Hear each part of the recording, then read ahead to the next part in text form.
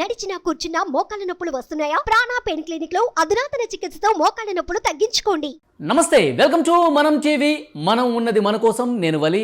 ప్రస్తుతం లైవ్లో జాయిన్ అయ్యారు జనసేన పార్టీ రాష్ట్ర అధికార ప్రతినిధి, అలాగే అడ్వకేట్ రజనీ గారు. వారితో మాట్లాడదాం. రజనీ గారు నమస్తే అండి. నమస్తే అండి. రజనీ గారు, ప్రశాంత్ కిషోర్, వైసీపీకి వ్యూహకర్తగా ఉన్న ప్రశాంత్ కిషోర్ నారా లోకేష్తో కలిసి గన్నవరం ఎయిర్పోర్ట్లో కనిపించారు. ఒక్కసారిగా ఒక షాక్ గురైన పరిస్థితి వైసీపీలో కనిపించింది ఈ సీన్ చూసిన తర్వాత. ఇప్పుడు నేరుగా చంద్రబాబు నివాసానికి వెళ్ళి చంద్రబాబు గారితో భేటీ అవుతున్నారు ప్రశాంత్ కిషోర్, నారా లోకేష్. ఎట్లా చూస్తారు ఈ పరిణామాన్ని? ముఖ్యంగా ఆయన చూస్తుంటే లాయర్లు గుర్తొస్తున్నారండి.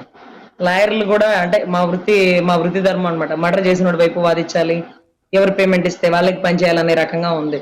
ఈరోజు ప్రశాంత్ కిషోర్ గారు ఎందుకు లోకేష్ బాబు గారి దగ్గరికి వెళ్ళారు, ఎందుకు చంద్రబాబు గారిని కలుస్తున్నారు అంటే, ప్రశాంత్ కిషోర్ అనేవాడు గెలిచే పార్టీ పక్కనే ఉంటాడు. ఆయన ఉండి గెలిపించేది ఏమి ఉండదండి, గెలిచే పార్టీ పక్కన ఆయన ఉంటాడు. ఇప్పుడు కూడా చంద్రబాబు గారి దగ్గరకు వచ్చి ఆయన గెలిపించాల్సినటువంటి ఆవశ్యకత అయితే ఏమీ లేదండి. ఆయన నిజాలు చెప్తే చాలు.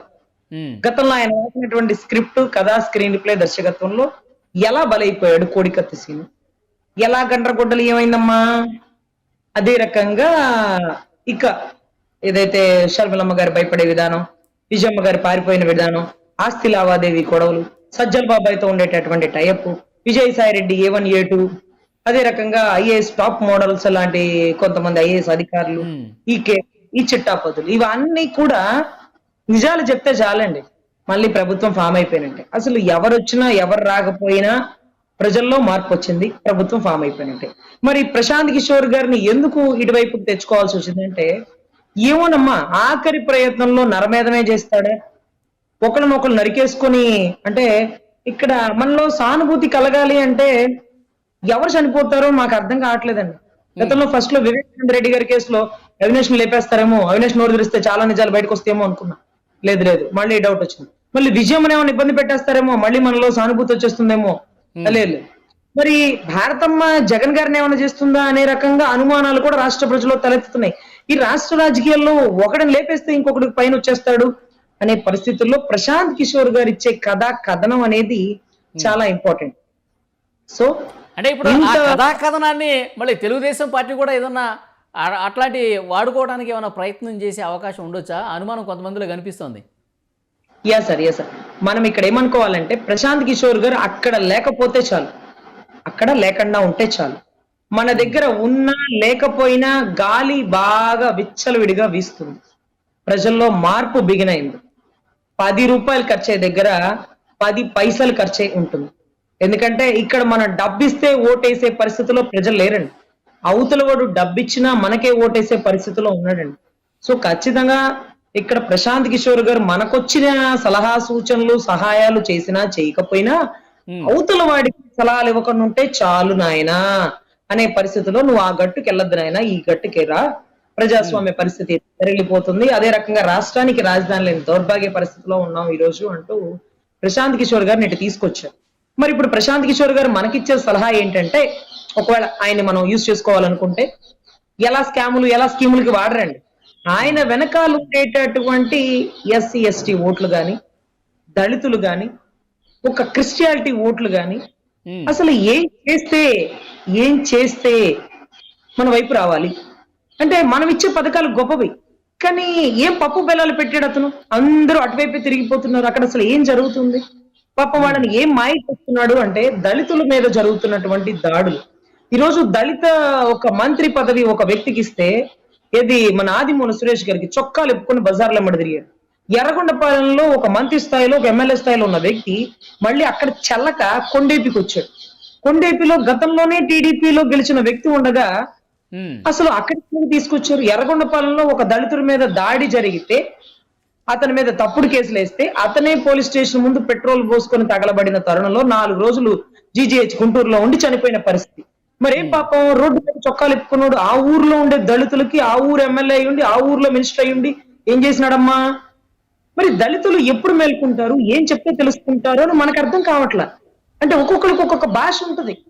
మరి ఏం చెప్తే వాళ్ళకి అర్థం అవుతుందో నాకు తెలిసి, మనం ఒకవేళ ప్రశాంత్ కిషోర్ గారి దగ్గర నుంచి తెలుసుకోవాల్సింది ఏమన్నా ఉంటే, ఒక క్రిస్టియన్ ఓటులు, ప్రశాంత్ కిషోర్ గారు గతంలో కూడా కొన్నిసార్లు ఇంటర్వ్యూలో కావచ్చు, సన్నిహితుల దగ్గర అనవసరంగా వైసీపీకి తాను పనిచేసి తప్పు చేశాను, ఇప్పుడు గెలిపించినందుకు నన్ను తిట్టుకుంటున్నారు ప్రజలు అని అన్నట్టుగా తెలుస్తోంది.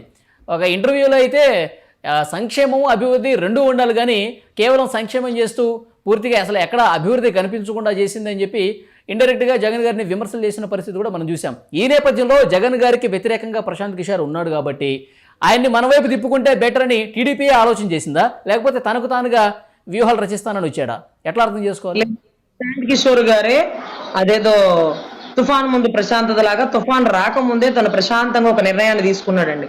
ఏంటంటే మళ్ళీ కూడా వైసీపీ గెలిస్తే రాష్ట్రంలో ప్రజాస్వామ్యం అల్లకల్లోలం అయిపోతుంది, రాష్ట్రానికి భవిష్యత్తు లేదు, సంక్షేమాలంటూ కూర్చొని తింటే కొండ కూడా ఖజానా కూడా ఖాళీ అయిపోతుంది. కాబట్టి సో మనము అంటే అదేంటంటారు చూడండి, ముందుగానే తెలివిగా ఉంటే మంచిది, చేతులు కాలేక ఆకులు పట్టుకున్నట్టు కాకుండా ముందుగానే అలర్ట్ గా ఉందామన్న ఉద్దేశంతో ఆయనంతటా ఆయనేనండి. ఇక్కడ ఒక్కటి మనం గుర్తుపెట్టుకోవాలి, ప్రశాంత్ కిషోర్ గారు అంతట తానే వైసీపీ గట్టు దాటి టీడీపీ గట్టును చేరాడు.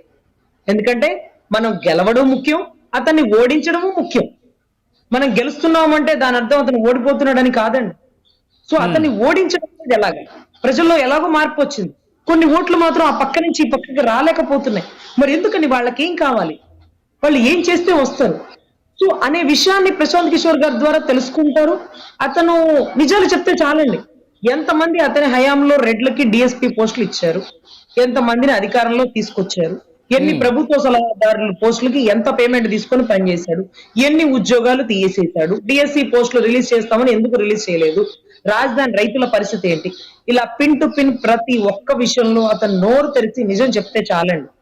అదే రకంగా అనంతబాబు విషయం, ఎమ్మెల్సీ అనంతబాబు విషయం, సుబ్రహ్మణ్యం గారి విషయం, సుబ్రహ్మణ్యాన్ని ఏ నిజాలు తెలుసుకున్నాడని చంపేసి డోర్ డెలివరీ చేసి అన్ని విషయాలండి. ఇప్పుడు ప్రశాంత్ కిషోర్ గారు నోరు తెలిసి నిజం చెప్తే చాలు, వైసీపీ ప్రభుత్వం పడిపోయినట్టు. అతను ఏమి స్క్రిప్ట్ రచించక్కర్లేదు, అతను ఏమి మనకి సలహా సూచనలు. పాత కంపెనీలో పనిచేసినప్పుడు దాని గురించి ఇక కొత్త ఆఫీసులో మాట్లాడరు కదా మేడం, అవన్నీ ఇక వదిలేసినట్టే కదా, పాత విషయాలు మాట్లాడతారు మళ్ళీ. అతని తప్పు అతను తెలుసుకున్నాడు. మనం పిలిస్తే రాడు కూడా. అతనంతట అతను తెలుసుకొని ఏది 5-6 నెలల క్రితమే, అంటే వైసీపీ టీడీపీ జనసేన కలవక ముందే అతను నిర్ణయించుకున్నాడు. ఎందుకంటే నా వల్ల ఈ రాష్ట్రం నాశనం అయిపోయింది, నేను ఇచ్చిన పనికి మాలిన చెత్త సలహాల వల్ల, ఇప్పుడు నేను నోరు తెరిచి నిజం చెప్తే చాలు అనుకుంటున్నాడు. మనం పిలిస్తే మనం చెప్తే చెప్పడండి, అతనికి అనిపించింది కాబట్టి అతనే అపాయింట్మెంట్ తీసుకొని కలిశాడు, అతనే మనతో కూర్చొని మాట్లాడుతున్నాడు, అతనే మనల్ని ఎప్పటి నుంచో కలవాలని ఎదురు చూస్తున్నాడు. అందుకనే అతను మన కోసమే గతంలో సంక్షోభం కాదు అభివృద్ధి ఉంటేనే రాష్ట్రం బాగుపడుతుందని చెప్పాడు. సో ఇక్కడ మనం పిలిస్తే మనం చెప్పమంటే చెప్పడండి, మనం చెప్పమంటే పాత దాంట్లో ఇక్కడ దేంట్లో ఎందుకు చెప్తామండి అంటారు. లేదు సార్, నేను నోరు విప్పాలి. రజనీ గారు, ఇంతకుముందు మీరు అన్నారు గెలిచే పార్టీ ఎటు ఉంటే అటువైపు వెళ్తాడు ప్రశాంత్ కిషోర్ అన్నారు. ఇప్పుడు టీడీపీ జనసేన గెలిచేస్తుంది అంటానికి ఈయన రావటం ఒక నిదర్శనంగా చూడొచ్చా మనం, అంతే అంటారా? మనకి తెలిసినా తెలియపోయినా వైసీపీలో ప్రతి ఒక్కరూ గుండెలు పగిలిపోయే షాక్. మన పక్కన పనిచేసే ప్రశాంత్ కిషోర్ గారు ఆ గట్టుకు ఎందుకు వెళ్ళారు, ఎందుకని, మనం ఓడిపోతామనా, లేకపోతే మనల్ని ఓడిద్దామనా, లేకపోతే కొన్ని విలువైన నిజాలు గతంలో చెప్పిన ఏదైతే మసిపూసి మారేడాకు చేసిన విషయాలను ఇప్పుడు చెప్దామనా. సో ప్రతి ఒక్కరు టెన్షన్ తో నరాలు తెగిపోయేంత షాక్ లో ఉన్నారండి. దాని తర్వాత ఏదో ఒకటి మెసేజ్ బయటకు వస్తే ఇక అయిపోయినట్టే, కేల్కతం దుకాణం బంద్, వైసీపీ ఎలక్షన్ కి ముందే భూస్థాపితం అయిపోబోతుంది. అంటే వైసీపీకి ఎలక్షన్స్కి చాలా రోజుల ముందు నుంచి ప్రశాంత్ కిషోర్ టీం పనిచేసింది మేడం. ఇప్పుడు ఎలక్షన్స్కి 3 నెలల సమయం ఉంది, కేవలం 100 రోజులు మాత్రమే ఉంది. ఇప్పుడు ప్రశాంత్ కిషోర్ వచ్చి పరిస్థితిని పూర్తిగా మార్చేసే ప్రయత్నం ఏమైనా చేయొచ్చా? అంటే తక్కువ సమయంలో రావటాన్ని ఎట్లా చూడాలి? తక్కువ సమయం లేదండి, ఇదే సమయంలోనే వివేకానంద రెడ్డి గారి గండ్రగొడ్డలి స్కెచ్ ఇచ్చారు. తక్కువ సమయం లేదండి, తక్కువ సమయంలోనే ఏది చెప్తే అదే మైండ్కి ఎక్కేసింది, మనకు ఆలోచించే టైం ఉండదు. ప్రశాంత్ కిషోర్ గారు ఎప్పుడు వచ్చినా ఇదే టైంలో ఎంటర్ అవుతారు. గతంలో కూడా మీరు గమనిస్తే 100 రోజుల ముందు వివేకానంద రెడ్డి గారి మర్డర్ కేసు, తర్వాత అదే టైంలో కోడికత్తి కేసు. ఎంత షార్ట్ పీరియడ్ అండి, మనకు ఆలోచించుకునే టైం ఇప్పుడు, మన బుక్క తిప్పుకొని మాట్లాడే పరిస్థితి ఇప్పుడు.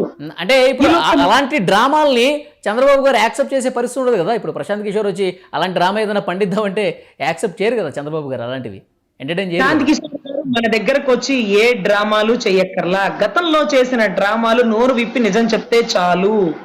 మనం నమ్మింది, మనం మోసపోయింది చిన్నాయన చావు గురించి, అతని మీద జరిగిన దాడి గురించి, షర్మిలమ్మ పాదయాత్ర గురించి, విజయమ్మ కన్నీటి పర్వం గురించి, ఇవన్నీ అబద్ధం బూటకం అని చెప్తే చాలు. ఇక ఆయన ఏమి కొత్తగా స్క్రిప్ట్లు రచించనక్కర్లా, మనం నేను నిద్రలేపి మేల్కొల్పనక్కర్లా, మనం ఆలోచించుకున్నాం. సో చంద్రబాబు గారు గాని పవన్ కళ్యాణ్ గారు ఇలాంటి పనికిమాలిన స్క్రిప్ట్లు ఎంటర్టైన్ చేయరండి.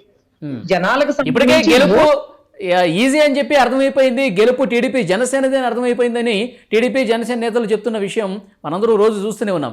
ఇప్పుడు ప్రశాంత్ కిషోర్ రాకతో ఆ 151 మార్కును దాటే పరిస్థితి ఉంటుందంటారా? ఫైనల్గా ఏమంటారు సార్? 100కి 1000 మార్కులు వచ్చేసినేమో అనుకోండి. ఎందుకంటే మార్కులు డిసైడ్ చేసేది జగన్మోహన్ రెడ్డి గారు. ఆయనే సర్దుకుని వెళ్ళిపోదాం అని ఫిక్స్ అయ్యాక మనం ఇవాళ వెళ్తాడా రేపు వెళ్తాడా, అసలు ఎలక్షన్ కోడ్ ఆన్ అయితే అతను ఆంధ్రాలో ఉండరండి. అతను కాన్సెప్ట్ ఏంటో విన్నారుగా, ఆంధ్రాని ఆడుకుందాం అన్నాడు, ఆడాడు. ఫోర్ కొడతాడా సింగిల్ కొడతాడంటే సిక్స్ ప్రజలు ఆడుకుంటున్నారా ఏంది? బౌండరీ దాటిపోయింది సార్. బాల్ రాష్ట్ర భవిష్యత్తు బౌండరీ దాటిపోయి పక్క రాష్ట్రంలో వెళ్ళిపడింది, మన రాష్ట్రంలో ఏడవల. ఓకే. ఆంధ్రాని ఆడుతున్నాం ఏంటండి? అసలు ఆ పదం చూస్తేనే మనం అంత తిక్కలోలా కనపడుతున్నామా? ఆంధ్రాని ఆడతాడా? ఆంధ్ర ఏమన్నా ఒక ఫుట్బాల్ టీం అనుకుంటున్నాడా? ఓకే. దయచేసి ఇక్కడ ప్రశాంత్ కిషోర్ గారు ఏం చేయక్కర్లేదండి. ఆయన మన పక్షాన గతంలో చేసినటువంటి తప్పులని ఒప్పుకుంటే చాలు. ఓకే, థ్యాంక్ యూ రజనీ గారు. ప్రశాంత్ కిషోర్ చంద్రబాబుతో భేటీ అయ్యారు, తర్వాత ఏం మాట్లాడారు, ఏంటి, ఎట్లా ఉంటుంది అనేది కూడా చూద్దాం. Thank you very much Rajani గారు.